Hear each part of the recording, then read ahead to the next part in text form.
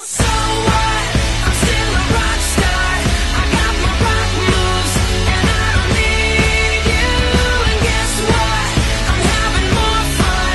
And now that we're done, I'm gonna show you tonight.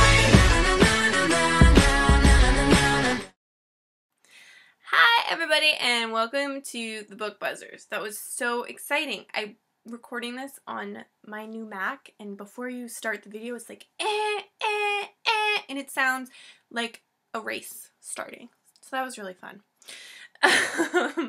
So this week the Book Buzzers topic was chosen by, hold on, I have it written down, Jess Ray from Words, Pages, and Books, and her topic was, what are your pet peeves in books?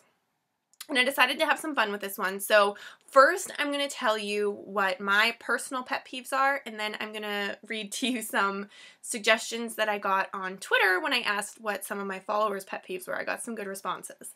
So first of all, my biggest pet peeve ever in books is insta-love.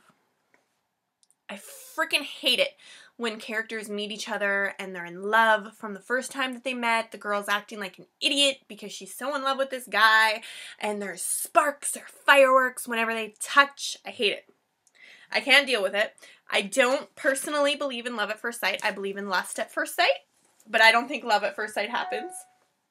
So I don't believe it. And even through that, I know a lot of people really, one of their pet peeves would be love triangles.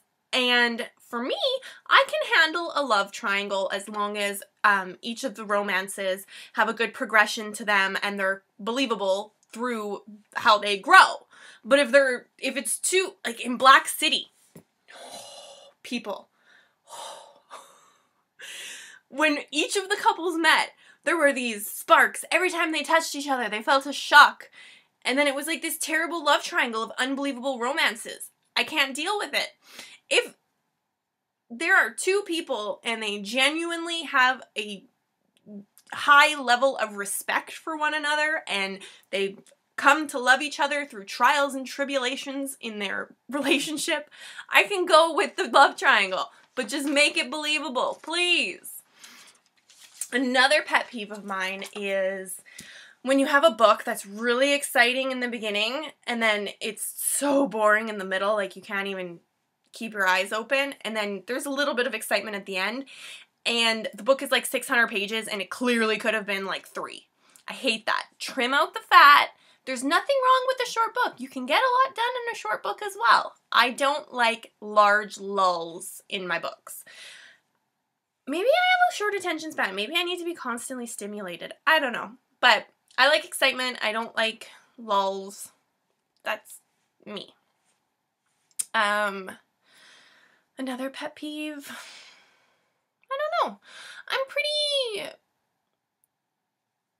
pretty open to anything as long as it's semi-believable, or if it's not believable, it's just explained very well, like reasonings for a dystopian society or whatever.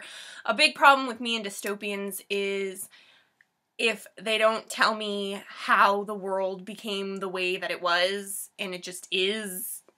I need an explanation. I'm not good with not knowing. So yeah, those are my general pet peeves. Now I'll tell you some of the suggestions that I got off of Twitter.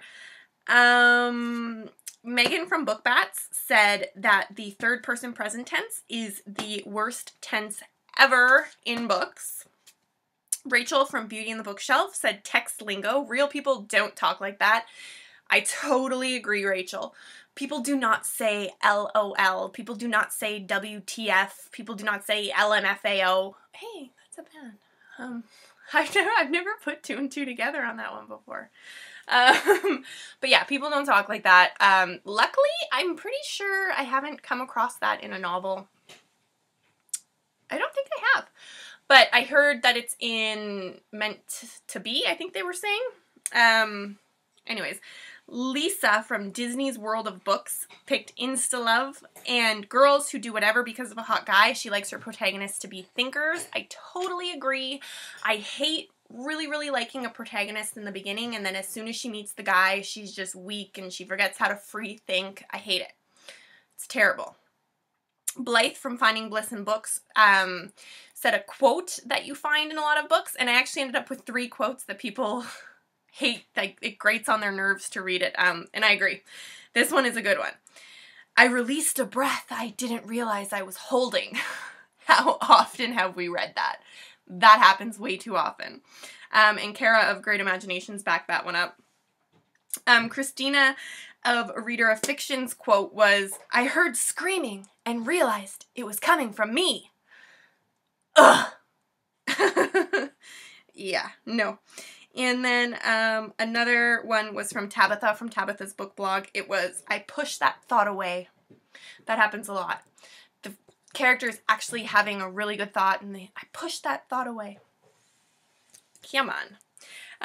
Christina of A Reader of Fictions had a lot of fun with this one, so I will now read you her bullet point section. She does not like heroines that won't stop blushing and heroes that won't stop smirking. When couples feel a burning or a shiver or literal fireworks whenever they touch. So true. So true. When books are almost entirely in sentence fragments. And also heroines who regularly tell you what badasses. Heroines who regularly tell you what badasses they are, but they never actually do anything. And I fully agree with that one. If you're going to say it, if you're going to make your character say it, make her back it up. Jessie from Ageless Reviews said she doesn't like whisper yelling and unnecessary love triangles. And she also pointed out, and thank you very much for pointing this out, Jessie, because I had completely forgotten that Kara of Great Imaginations does not like it when a character swivels their hips in another character's general direction. Swiveling. So if you ever talk to Kara on Twitter, be sure to mime swiveling your hips in her direction because she just loves it. It's her favorite thing ever. So those are my pet peeves and some of my Twitter followers' pet peeves. I had a lot of fun with this one, and thank you everybody for your input. And if you didn't get back to me on Twitter and you have some pet peeves, make sure that you leave them in the comments below. And as always, remember that the book buzzers are always looking for suggestions for topics. So if you have any topics, leave them down below as well. And thank you for watching, and have a great reading week. Bye!